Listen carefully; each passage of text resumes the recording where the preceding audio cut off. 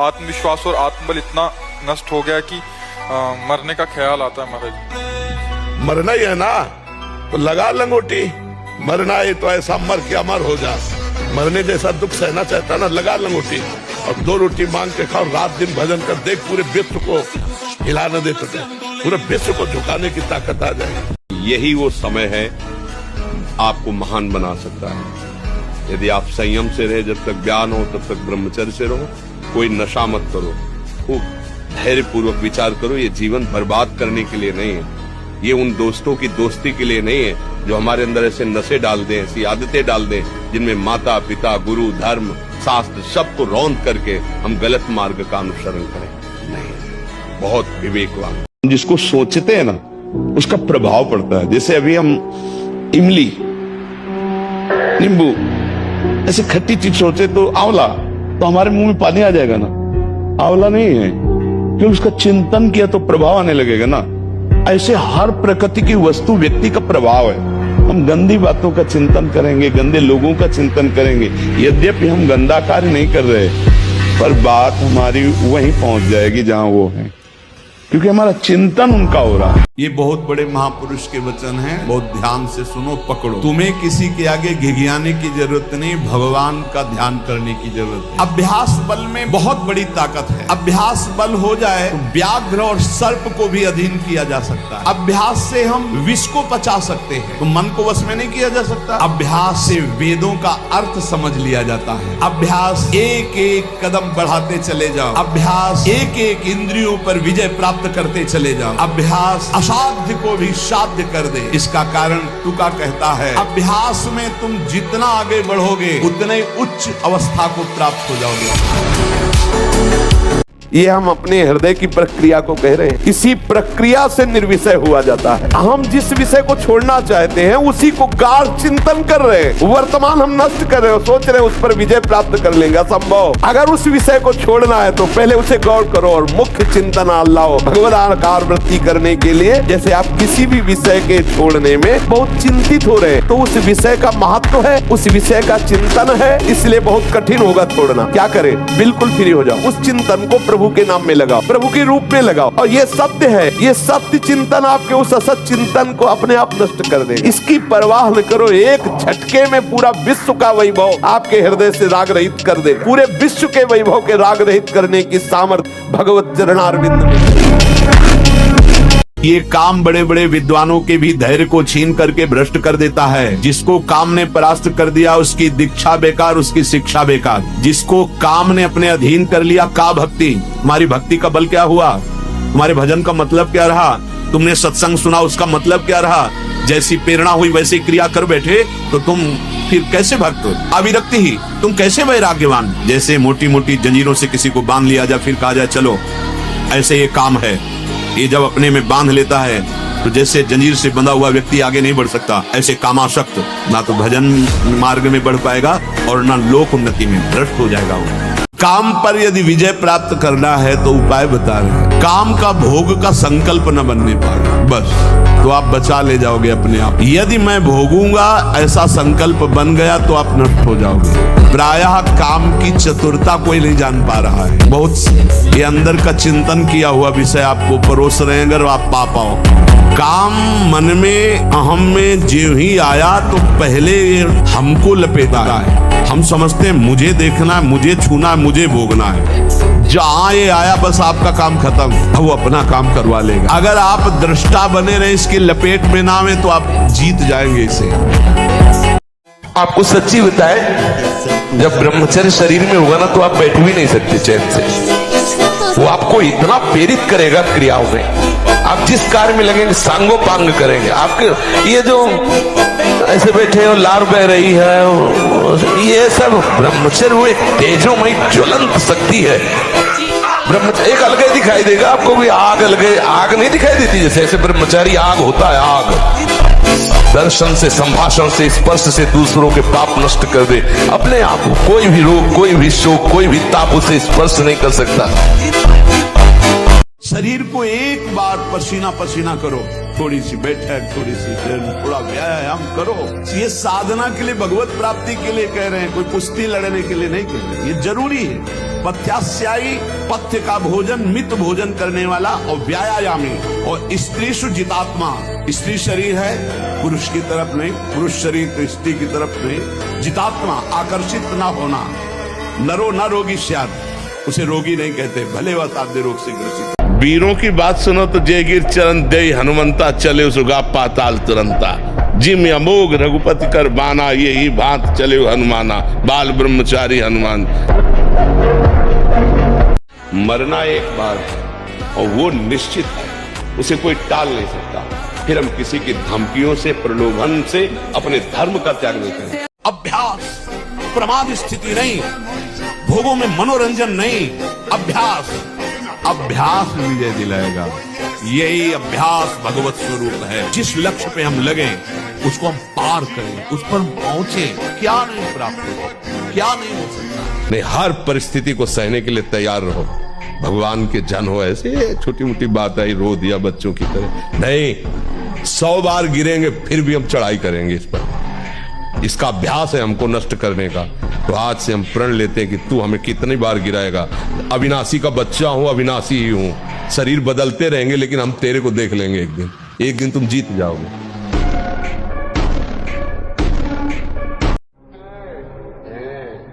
जहां भी आपको शब्द सुनाई दे, आपका जीवन ब्रह्मचर्य ही अमृत है, और आपका जीवन ब्रह्मचर्यहीन ही मृत्यु है।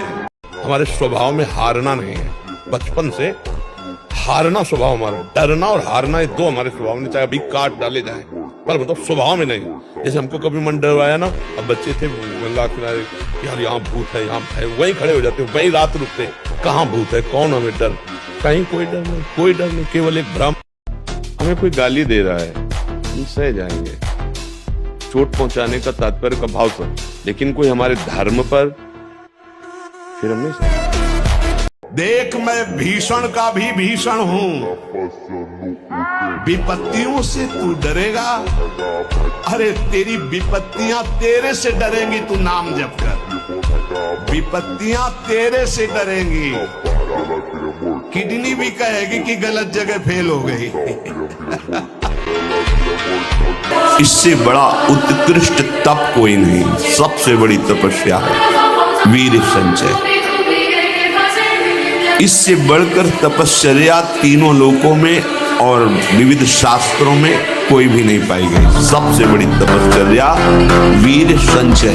ऐसे वो बालक, वो जवान, वो पुरुष या स्त्री हो जाता है जो हस्त क्रिया करता है, बिल्कुल खोखला हो जाता है। इसमें सबसे बड़ी घातक बात यह है कि वो गृहस्थी लायक नहीं रह जाएगा, संतानोत्पत्ति की क्षमता का नाश हो जाता है। कौन सोचता है कि शास्त्र क्या कहता है, धर्म क्या कहता है? पहले तलवार की नोक में विधर्मी मांस भक्षण कराते थे। गौ का मांस इसके जबान में रखो, नहीं तो गर्दन कटवा ली, गौ का मांस नहीं रखा। अधिक लोगों को आप देखोगे डिप्रेशन में मिलेंगे। बोले डिप्रेशन की दवाई हो रही, क्यों? क्योंकि कुकर्माचरण, पाप आचरण हो रहा है, इसलिए। नहीं, अगर मन, खुली बात है, भोगों में जा रहा है तो हमें ब्याह कर लेना चाहिए। किसी अच्छे पुरुष का देख सुन करके, जो नशा न करता हो और ज्यादा गर्लफ्रेंड वाला ना हो। ज्यादा शब्द का इसलिए प्रयोग किया कि जैसे हमारी कोई गर्लफ्रेंड है, हमारा ब्याह तय हो रहा है, पर हमारी उससे आसक्ति नहीं है। अब जब हमारी पत्नी आई तो हमने सब गंदी बातें छोड़ दी और अपनी पत्नी से प्यार किया, तो बात चल गई। अगर हमारा गंदा आचरण है बहुत, तो पत्नी से प्यार होगा नहीं, तो फिर गृहस्थी हमारी चौपट हो जाएगी, वो नष्ट हो जाएगी। अगर हम ब्रह्मचर्य से सही चले और अपनी पढ़ाई पर ध्यान दें तो कोई ऐसी बात नहीं जो हम बोल ना सके।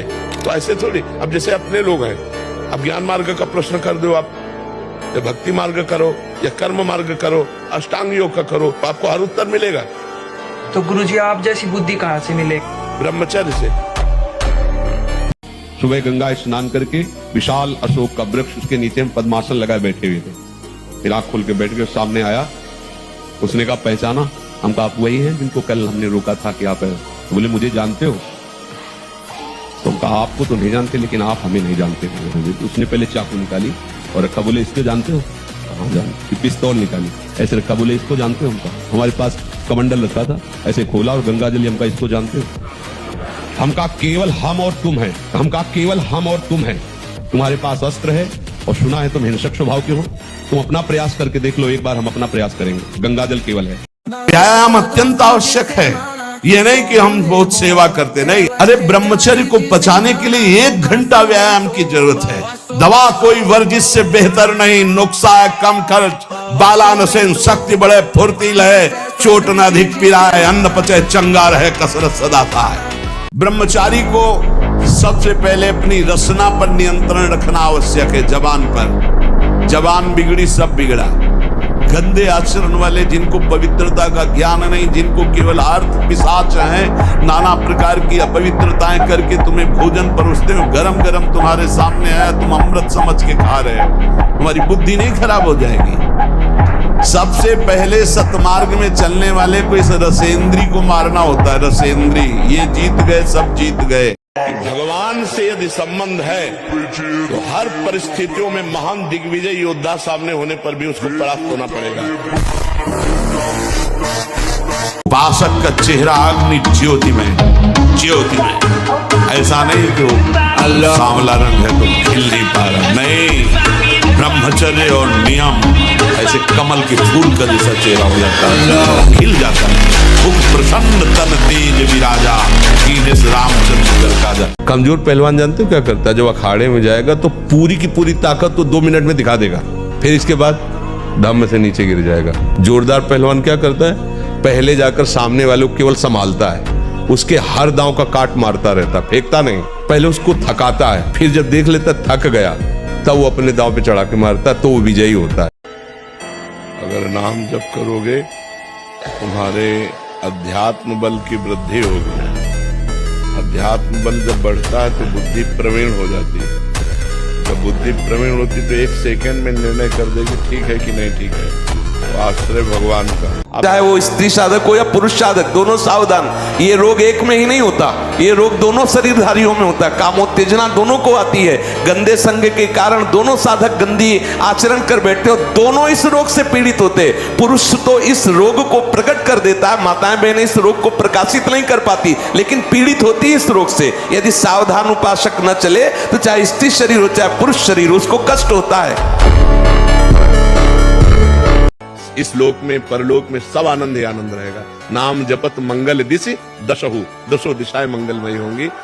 इस कलिकाल में और कोई साधन नहीं है, सच्ची मान लीजिए, एक ही साधन है, हरे नाम अयु केवलम कलौ नास्तेव गति अन्यथा। कलयुग में कोई और गति नहीं, और कोई गति नहीं, और कोई गति नहीं, केवल हरि का नाम है, भगवान का नाम है। जितना नाम जप करोगे उतना मंगल होगा, नाम जप नहीं करोगे तो मंगल है। अगर हम आज दहाड़ रहे हैं तो भगवान की शरण में और ब्रह्मचर्य से, उससे हम दहाड़ रहे हैं भगवान की शरण में और ब्रह्मचर्य। वही तुम्हें सब नौजवानों को कहते हैं, जिसे निकालने में इतना आनंद समझते हो, उसको रोक के तो देखो, बहादुर बन जाओगे, माया पर विजय प्राप्त कर लोगे, हर विपत्ति हर संकट को रौंदने की सामर्थ्य आ जाएगी।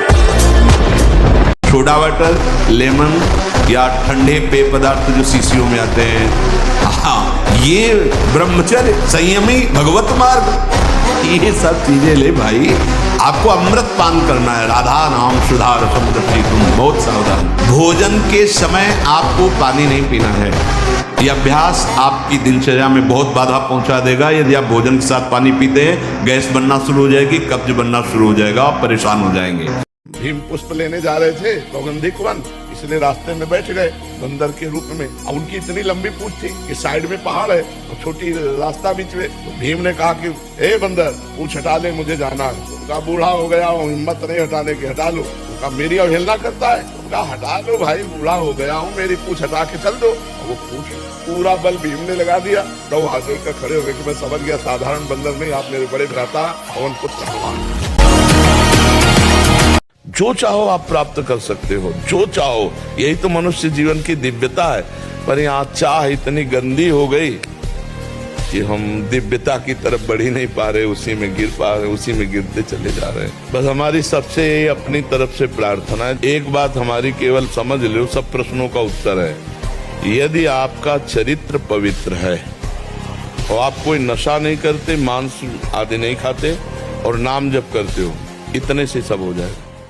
सब यहाँ जीना चाहते हैं, सब अपने शरीर को सुखी रखना चाहते हैं। अगर किसी भी प्राणी को तुम मारते हो या उबालते हो या खाते हो तो तुम्हारा नाश निश्चित है, तुम्हारी दुर्गति निश्चित है।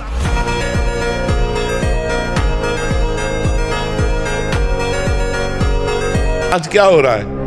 आज हमारे बच्चे बॉयफ्रेंड, गर्लफ्रेंड, दलित दुराएं, नशा, इनमें सब फंसा। इस समय ब्रह्मचर्य का समय, पढ़ाई का समय कि गर्लफ्रेंड बॉयफ्रेंड का समय आएगा, गृहस्थी में जाओगे, ब्याह होगा, तो अपने उस विषय को भोगो। ब्रह्मचर्य अगर सही है, आपने किसी तरह इधर उधर, तो ये प्रश्न ही नहीं रहेगा। जिधर दृष्टि डालोगे उधर जय होती चली जाएगी।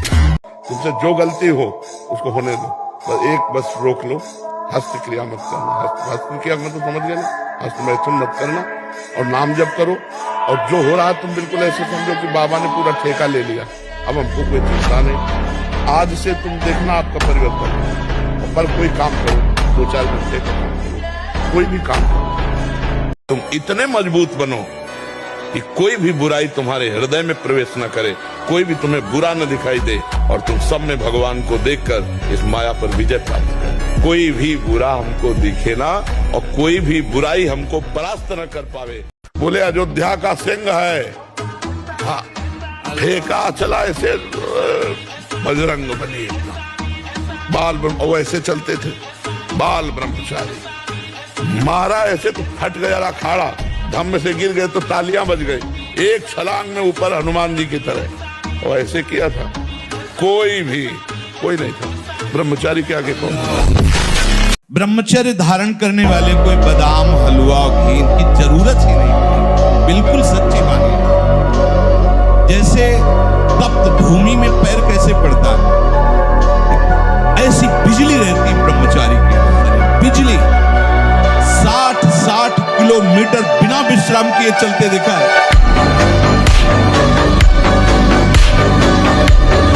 और जब ब्रह्मचर्य, ऐसा कैसे हो सकता है?